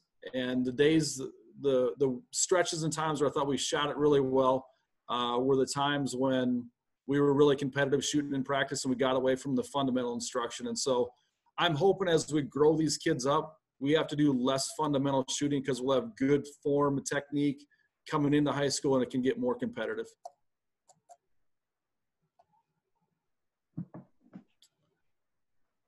That's all I got.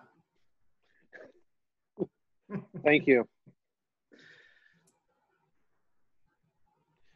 Raz, you guys have anything else? I see we have Ryan from our next presenter in. So if Raz, if you and your team don't have anything, or staff don't have anything else, I can let Coach begin. You let me know. Yeah, just real quick. If anybody either watching this tonight or when it's on YouTube sees it, if anybody wants anything from any of our guys, definitely get a hold of us. We can get a hold of us on basically every social media we have. Mine is at Coach Raz. We have East SC East B-Ball is our is another Twitter account. AJ, you have my email. And if anybody wants anything, we could definitely get it out. We get stuff all the time and enjoy it. So if somebody out there wants something, we can do it. Raz, I appreciate you. I appreciate.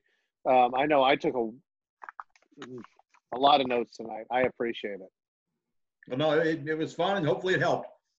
It absolutely did. Thank you. Thank you to everybody that on Raz's staff. And I didn't catch, what was the girls' coach's name? I'm sorry. Brian Durant. Brian. Yep. Thank you so much, Brian. I really appreciate it. Thanks. All right. So next, guys, our next presenter is Ryan Gensler from Dayton's women's team. Ryan, the floor is yours. Hopefully it's okay. We started a little early. You're great. Perfect. No. Whoa, you're at the stadium? You got that many people? I am. Yeah, it's a big crowd. You know, we do get a decent crowd for our women's games here. So that lower bowl is kind of the what we try to get full, and we've done a pretty decent job getting right around 3,000. Had UConn and South Carolina up here this year. Took a licking from those guys, but it has certainly helped our players kind of see a standard of excellence. And you know, on the road last year, we went to South Carolina, played them tough to about a 5-point game.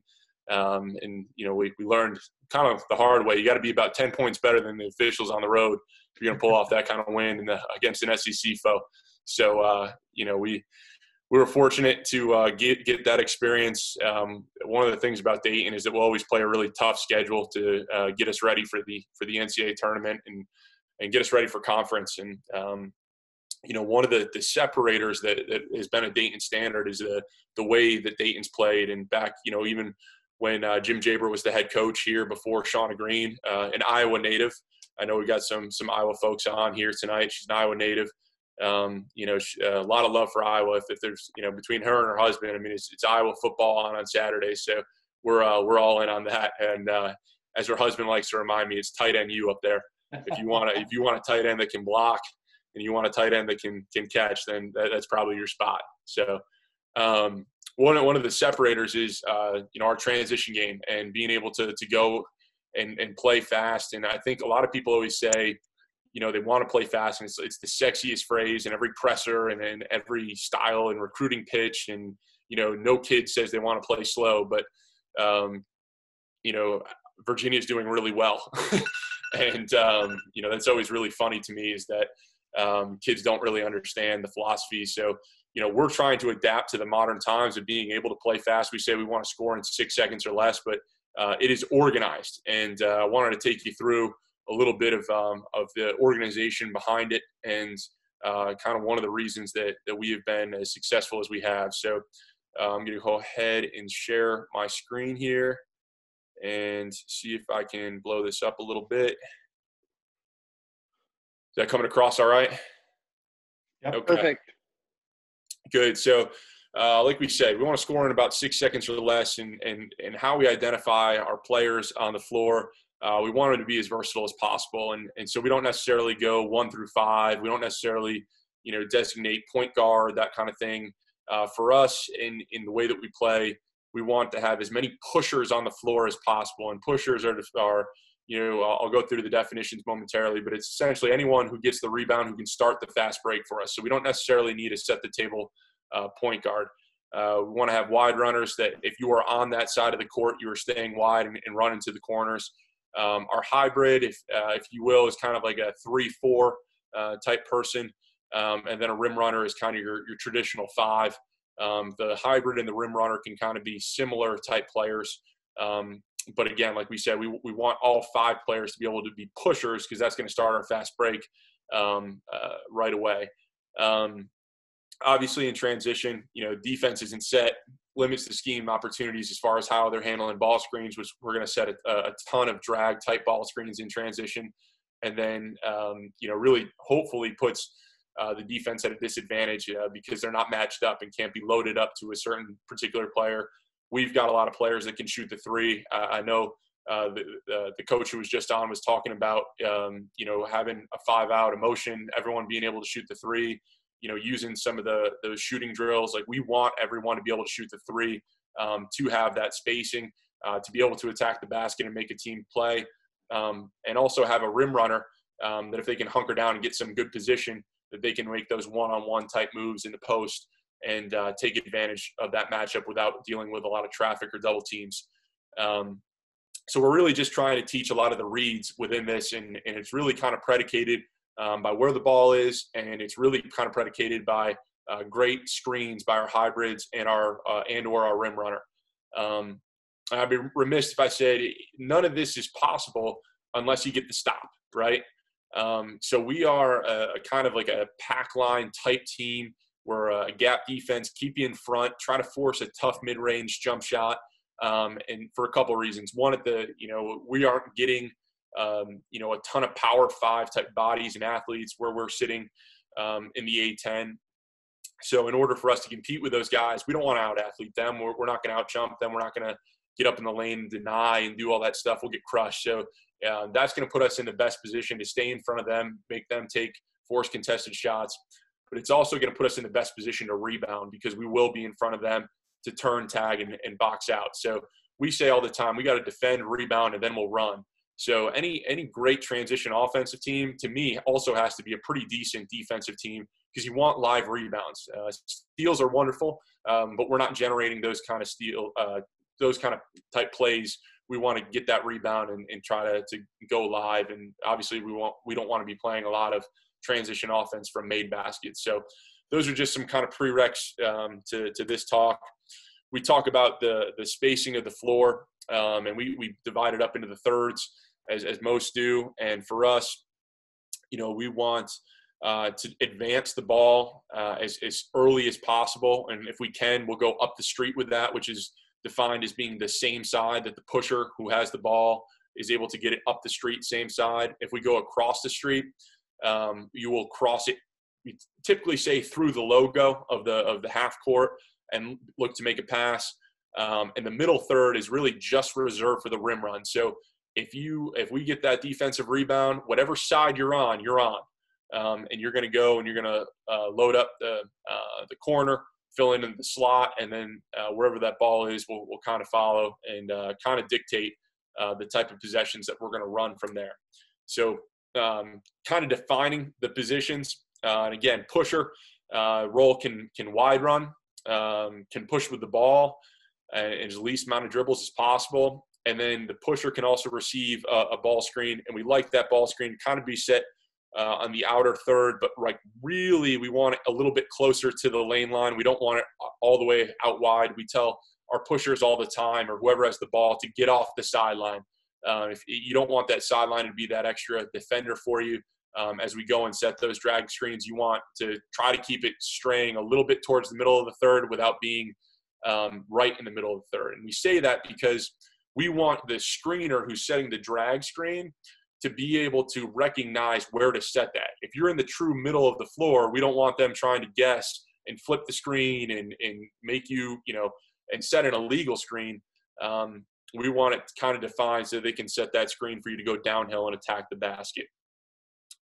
Talk to pusher, we get those drags, wide runners, like I mentioned, sprinting wide, getting right to the sideline. Those wide runners, we want them to the sideline, almost looking like a wide receiver with that hand out, looking for any of those advanced passes, again, up the street or across the street. And once they receive the ball, it's either attack and look to rip and attack the basket. If you can hit the rim run for that early post entry, or you may be receiving that drag screen, which we'll talk about momentarily.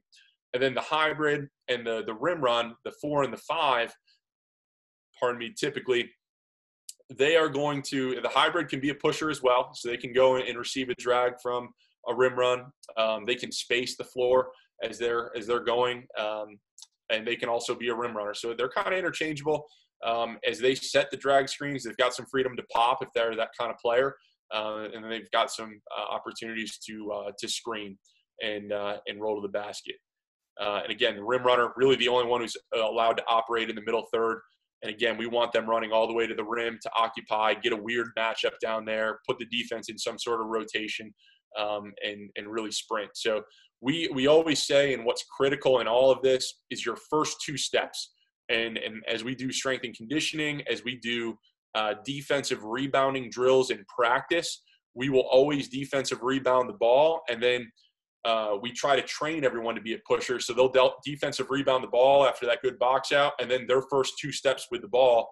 And we'll actually put managers up at just beyond half court, probably where the volleyball lines are on the opposite side of where an advanced pass would be.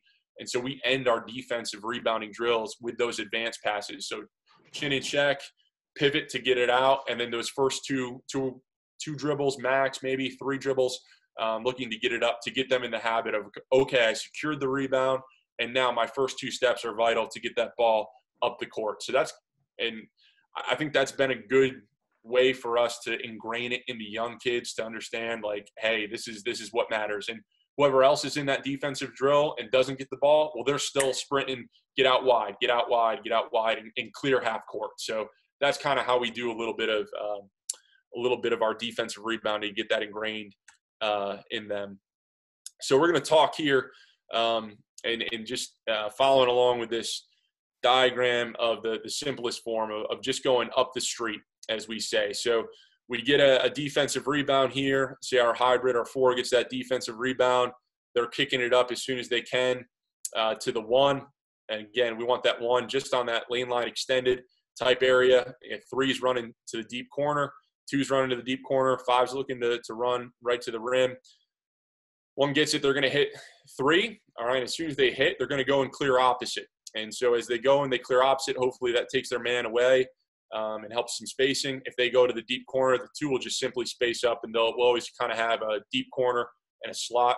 And then that's when you get your kind of typical drag screen here for the 3 to come off and play off of that. And again, once the 3 receives the ball up the street, their first option is look to attack the basket. If they've got that, they can look post-entry pass on that rim run for an isolation for the post, or come off that drag screen as the 4 looks to clean it up, as we say. Couple points of emphasis on the screen. The angle of the screen is actually terrible in my diagram. We want that angle to be butt towards the corner of the rim to get them downhill. So, and we look to kind of really work on the angle of that screen always, and especially where we are on the court. We wouldn't want to set that screen as it is in the diagram to send them towards half court. We want to set that screen on an angle towards the basket. So we always kind of say butt to the corner of the basket to make sure that they're cognizant of that angle of the screen. And then we say tap and go as opposed to pick and roll. And so what I mean by that is as they set that screen and the ball handler's coming off their shoulder, all right, whatever hand they're coming off that shoulder, the ball handler's coming over on this side here, they're ripping that hand through, and that's going to be their lead hand and target hand to the basket. So we don't look to roll out the man. We find that it's a second quicker to get out of it. So if you were to almost teach a slip out of the screen, that is kind of the footwork that we would use to run up and kind of set it. And then it's a quick tap and go, as we say, so that the first 2 steps of that are on a direct line to the rim line, so that it's happening sooner. It's happening quicker as opposed to trying to roll out the defense. And again, most of the time the defenders are probably going over the screen because we do have some shooters. But if in fact they go under, we're still taking them out of the play and still kind of clipping them. So it'll almost end up having to be a switch type situation, even if that big's in a drop. And again, I don't care how many different ways you're going to guard the ball screen when it's happening in transition. 99% of the time you're not able to hedge that. And, so most of the time you're going to switch it, or you're going to be in some sort of drop type situation. It's going to be really hard to ice because it's happening so quick and the call isn't happening. And again, we don't want to necessarily keep it near the sideline as well. So, working on just the switch, working on some drop coverages is something that we drill a lot. And I showed this one because this is kind of if you can kind of get your up the street and the regular drag screen down, you can do breakdowns in this in practice. So every day in practice we'll do where, our point guard will start with the ball here. We'll have a wide runner line, which would be the 3 line. We'll have a bigs line here, and then we'll have a couple extra coaches on the floor, and we'll kick it up. Our 1 will clear to the corner, and they'll get a shot. And then we'll have our 4 we'll have a post player come and set a tap and go. We'll have another coach hitting them as they tap and go and roll to the basket. And then we'll have our three-man coming working off that screen and getting that shot right at the nail, or the conference logo action. And I'm going to show you a couple clips here of what that looks like. I hope it's not too choppy, but we'll see how this goes. So again, and then these first initial clips are just kind of the progression. So this is the rim run. And, 5 in the middle of the floor. You see the spacing, guard out wide, hybrid here, looking to clean stuff up. So your typical rim run. And then this is the advance. And again, so advance, she's clearing weak side. You see your hybrid coming in. She would be looking to set some sort of drag screen. Our rim run is already down and underneath the basket. So it has an isolation type play. And she's one-on-one and able to make a move here. All right, advance and attack the rim. So again, ball goes here. Our hybrid got the rebound. 5 is running right to the rim. You see a wide runner here at the top of the screen, wide runner here at the bottom of the screen. Got it to our point guards, rip and attack. And that's a 5'2" kid able to get to the rack. All right, advance for a 3-point shot. All right, 42 is our pusher now. We got wide runner here. And again, like I said, whatever side you started on, you stay on. We don't want people running through the middle of the third to mess up passes and spacing. We had someone running to the deep corner. You see our 5s rim running. All right, and that's where we get our extra one more type opportunity. And then here's kind of what the diagram displayed is the advanced drag. So 5 gets the rebound. All right, here's our pusher. She's going up the street, same side. All right, 21's going to clear to the opposite corner. All right, and then we've got a rim run, and then here comes the drag. We've got a spill out for that rim runner. All right, one more look at it here, kind of in real time. Rim run, here's the drag, popped. So pretty good spacing there. All right. Regular drag screen. So again, if you're not looking to advance it and you hit the point guard now, again, 3 is going to be out wide into the deep corner. 2 is going to be out wide into the deep corner. Have your rim run. Now our hybrid's going to come and clean this up. And again, we'll also work on, throwback and ins.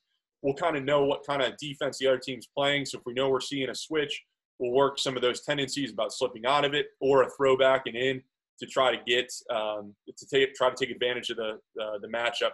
And we'll always say too, if the one is able to get to that nail area and they're covered and their ball screen coverage is great, let's work our feet, and then we'll work on these rise up shots. 3 rise into the slot, 2 rise into the slot as well.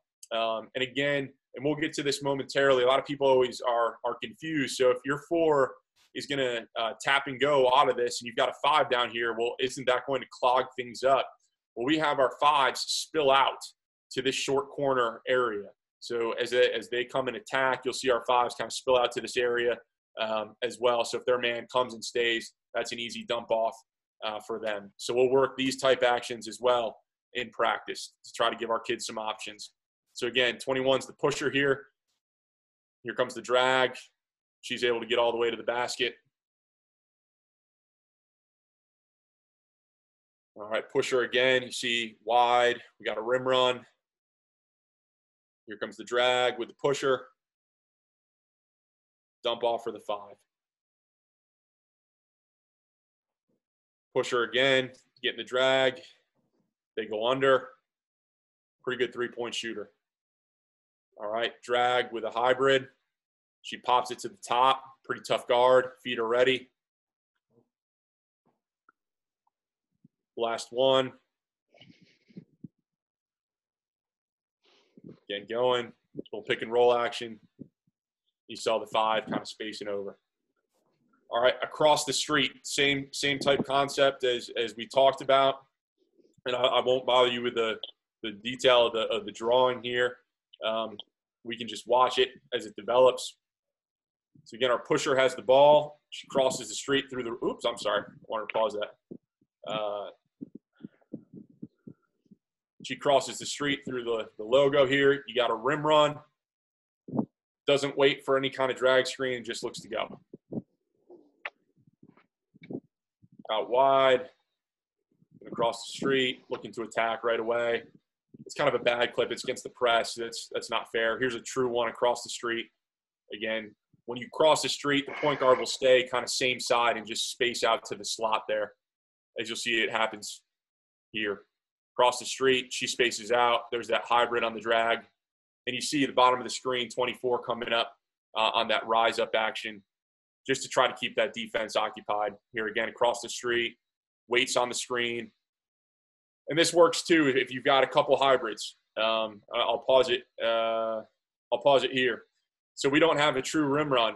Our other hybrid decided to stop. If she started to rim run because she's late, it might clog everything up. So she stays spaced. Out here, another 3-point opportunity. If you've got your 4s and the 5s that can shoot the ball really well, really easy penetrate, and she's got that kick opportunity there if she wanted it. There we get the throwback. So we really emphasize once you get to the nail, have it, if the ball is in your hands, we want you to be able to score first. And I think a lot of people criticize the mid-range jump shot, and I think that's unfair in the women's game, especially. In the men's game, they can dunk and they can challenge at the rim and create those foul opportunities. In the women's game, they can create at the rim, certainly, and create some of those opportunities.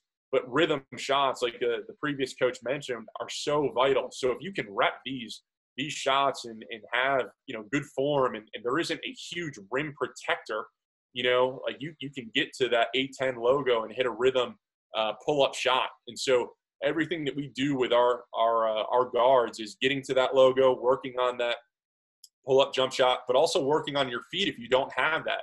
So to work a pivot, and then everyone off the ball working to get to a window that the ball can see you. We'll do a drill in practice called rip and attack, where we'll just have a guard up at the top of the key, and we'll have guards spaced in the corners, and we'll have a big in kind of the dunker spot, or this kind of sweet spot down here.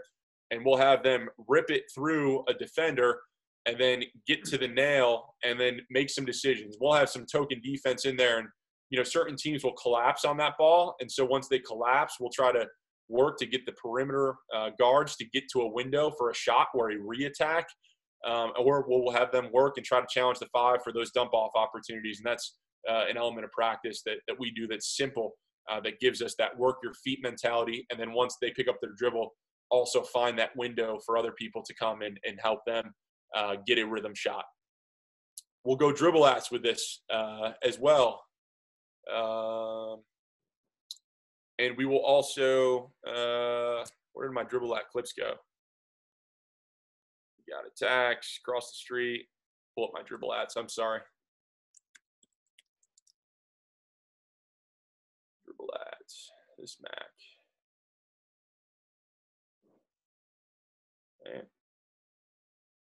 I guess I apologize. My dribble ats disappeared on me.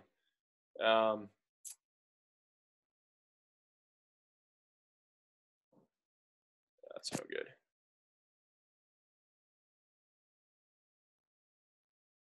There we go.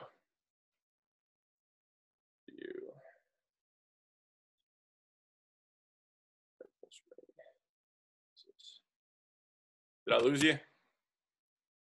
No, we're good. All right, we'll just go right from here if that's all right with you guys. So dribble at, same concept. A little bit easier too. You see we got the 5 sprinting the floor. Go right into that dribble at, into the drag screen, into that pull. I think the dribble at's, great. You'll see here we get a keep option against the switch. They get used to that. They get relaxed. For some of your more dynamic point guards, that's a good option. Dribble at, and again, we want to be able to dribble at the defender, and we hand it off right, like you're a statue, handing it off for them. I've been at programs where we have taught a dribble at where we leave it on the bounce to maximize time, and when we do that, we'll get a piece of the defense to make sure they're not able to get a hand in that. But that is something also that I've taught, dribbling at, leaving it about chest level for them to catch and rip it and go. So it's a little bit of a quicker action. It's not something we do here, but it is something that we've done before that has been successful. And then like we talked about, they guard this well. they've got a throwback opportunity, indecision on the tag there, and we get a good rise-up shot, or we had a nice post-entry type play. Talked about what to do with the 5, right, as they're rim running, and they're down there. You see the drag. This is out of we'll sometimes go out of a timeout just to kind of get the pace going. We'll go off make or miss just to keep the pace going. So you see they're kind of loaded up to what's going on. Simple drag screen coming. Point guard's down. You'll see that big 13 spill out to this area here. We call that the spill out area. You saw 21 rise to work her feet. And we'll do an inside pivot here, and we'll rep these passes all the time. So it doesn't necessarily have to be the dunker spot for us. It can be as simple as this spill out area. So you see here, again, 13 is down there on the block as our rim run. We've got someone at the bottom of the screen filling. We've got someone at the top of the screen filling. And again, we would get on our kids here about our spacing. She should be deep corner. She should be deep corner down here. And then the drag screen is happening with the ball handlers. They wait kind of a little bit late. She goes downhill. But again, into this spill out area, you see her working her feet. We teach inside pivot on everything. And she's down and ready for that shot. That's a shot that she expects. The last action out of our Phoenix transition that we go through is a double drag. And I think we see this concept a little bit more, in the NBA. You see it, you can run this out of horns in a half court type set to pick and pop your shooter. I mean, there's a lot you can do out of this in the half court. And we think it's great because it just provides so much indecision in transition to make decisions of who switches, if it's the last one's the 5. What if you're in a hedge package and you're kind of there? Is the first one hedged? It's set, it's just happening quickly, and it's really tough for teams to get a hold of. So again, if our 4 and our 5 don't have a defined rim run and they're kind of running together, or the 5 just sees a good opportunity for a drag screen and the 4 is right there, we'll be yelling double, double, double. And so the 1 will know to kind of tempo dribble, and tempo dribble is a phrase that we use with our ball handlers. Like if they aren't able to whip it up the street, if they aren't able to go into a dribble and we know we want to stay within our Phoenix offense, we'll teach our ball handlers, hey, tempo dribble. Like you got to wait on the screen so they're not going to get dinged for an illegal screen, and you're also able to set your defender up a little bit. So we'll yell tempo, and again, the first screener, we like to dive to the basket and take the defense away. The second screener, we like to pop away from the action. And again, our ball handler, if the ball's in their hands, they're looking to get downhill and score it. And if not, we can go high-low action on a throwback. It works great if your 4s and 5s can shoot the 3. They'll always be open in the pop back scenario as well. So we'll look at a couple clips here of some good doubles. So again, ball handler, she's the pusher. And again, it's not perfect. We've got a paired side of wide runners here. So they know one's going to the deep corner, one's going to the slot. So we've got an empty side here as this ball handler approaches. So it's kind of great for her. If she wants to reject that screen, she certainly can. But you see both of our hybrid and our rim runner are both coming to set this double. First screen set. All right. So again, you'll see the tap and go here. You'll see her tap with that right arm here, rip it through and go to the basket. You'll see the second screener. We call them kind of the cleanup person. So it's so funny because when we do the breakdown, they're like, well, who do we screen? Like it's going to be, and I'm like, I don't know. It's going to be someone. It could, if they switch it, you just got to recognize someone. But I guarantee you, if you set that screen lower than the first one, it's going to be advantageous for us wherever it is. But just screen a body in that situation. So 21 comes off of that. You see our 5 looking to dive it, and our cleanup man is looking to roll, but a good action there for the shooter. Again, similar concept here. There's a paired side. First one's tap and go. Second one's looking to pop. And again, just create some indecision for the defense. She's able to hit the slot. Hopefully we'll get a little bit of a different look here. Here against South Carolina, both of them are trailing. Good tempo dribble there by the ball handler, taken beneath the screen. Our first screener did not do a great job of diving, but our second screener did a great job of popping. And again, against some bigs like South Carolina, Maryland, some of the Power 5s that we got to play, that helps us get our bigs into more natural space. And so we'll rep all these different actions in practice. We have a Phoenix breakdown that we'll do daily, where it's about 4 minutes of just breaking down certain actions within this. And we'll build it up from, an up the street type situation where you're looking to hit the rim runs, where you're looking to make that post entry pass, where you're looking to catch and rip. And we typically do it with 3-man type, with 3 of our players, and everyone gets a shot within it. So we'll position coaches to wherever they need to be so that the tap and go big gets a tap and go on the right angle, where our ball handler, if they make a pass out of it, that they're going to space back out to the perimeter for a shot. So everyone's getting a shot, everyone's getting a rep in that, and we're going. Then we'll go to 5, and we'll do it 5-on-0. We'll do it out of a box out, and then do it 5-on-0, and really kind of where the ball is and where people are, and spacing and timing kind of dictates what happens. And it is one of those things that is a defining characteristic of your team. So it is something you're going to have to work on daily. But, if I were to, take over a program tomorrow, if I were to do, high school or an AAU team and needed to implement something with some organized chaos and transition, I would work on, just an up the street type philosophy and just a simple drag screen. And I think that the drag screen and having a defined rim run and having a defined drag can be really beneficial to just having some semblance of spacing with everything. The last thing that I'll show you here is kind of the goal. And this was neat for us. We've had Phoenix in for a long time, and we've toyed with, we'll get into offense. Yes, we want to score in 6 seconds or less. We brand ourselves that way. But we're also not dumb. Like, if it's not there and we've got to run half court offense, we will.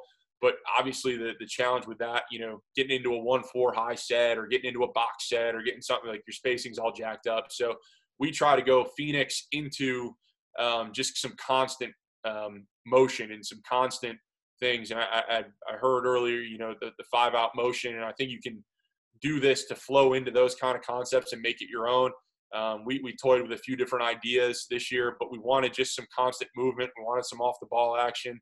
And these are some of the proudest clips that I had of our players just kind of seeing it all the way through, and being able to get multiple ball screens, some randomness with it, but also them understanding the concepts of how to get the ball from going to, if we don't have a shot in 6 seconds or less, get the ball moving, make the defense move, and try to get something really good.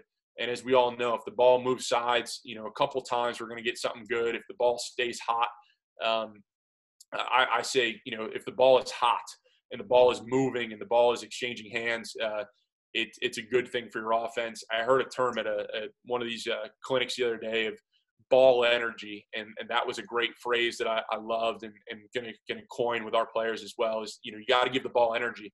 You can't dribble the hell out of the ball with stuff. You got to give it energy. So having good ball energy, keeping the ball hot is a simple way to get your kids to believe and sharing it and really making the ball work a little bit. So these are the clips and the goal of kind of what it would hopefully look like someday. Simple screen, get a little dribble handoff, dribble out, get some pin down action with some guards, another screen coming, pin down action, and the ball is moving. We're working our feet. You'll see it here kind of out of transition again. So we've got some semblance of what the Phoenix looks like here. Defined rim run, wide runner, pusher, and then, someone coming to set a drag screen. So you see it's not necessarily there, or she hits it and kind of rubs.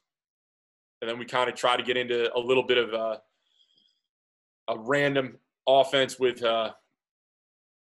some slight rules about waiting for some screens and knowing that our screeners are going to be there for us.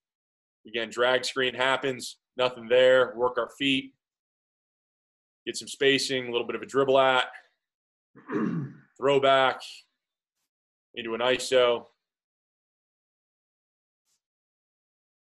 So I think anytime we had decent ball energy, we were really tough to guard.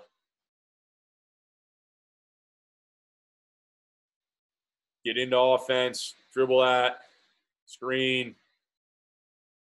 little brush, ball screen, throwback, take advantage of the matchup, throwback type action. So that's kind of the goal of it. Realize if you don't have anything in the 6 seconds or less, you're able to work the ball, get a good look, make the defense work. And that's kind of the majority of what I have. I'd be happy to spend some time with any of you that want to talk breakdowns of that stuff, or anything in particular that you want to ask now. I'd be happy to answer any questions. But if there's anything else, I can throw my contact in here, and happy to sit down and go over anything with you. Ryan, that was awesome. I mean, very detailed. The videos were great. I'm glad. It's funny. You caught me at like the perfect time, because we're trying to put something together for the freshmen as they come in, and try to get them acclimated to that. And that's our identity. It's what we recruit to. But it has taught me to kind of break it down into a smaller science, to be able to explain to those guys a little bit better of what we're trying to do, and have some semblance to it. But again, it's one of those things. It's a daily thing with us as far as practicing it in a breakdown setting, and then a 5-on-0 or a 5-on-5 type setting. Nice. How much time do you guys spend on transition in a normal practice, and what are some simulations or drills that you guys do to get reps in for the kids? Yeah, so we'll try to do it we'll try to do it as its own entity. So we'll do 4 minutes of a breakdown where it's a 3-man type breakdown that I mentioned. The coaches are out there getting everyone a shot within that. So that'll be about a 4-minute, sometimes 6-minute segment. And then we'll do it Phoenix Live, as we call it, where we'll do it and we'll have our either second team or practice guys flow in from half court. So they'll secure our players will secure a rebound. Our coach will throw it to somewhere. They've got to get it, so it's a little bit of a random chaos.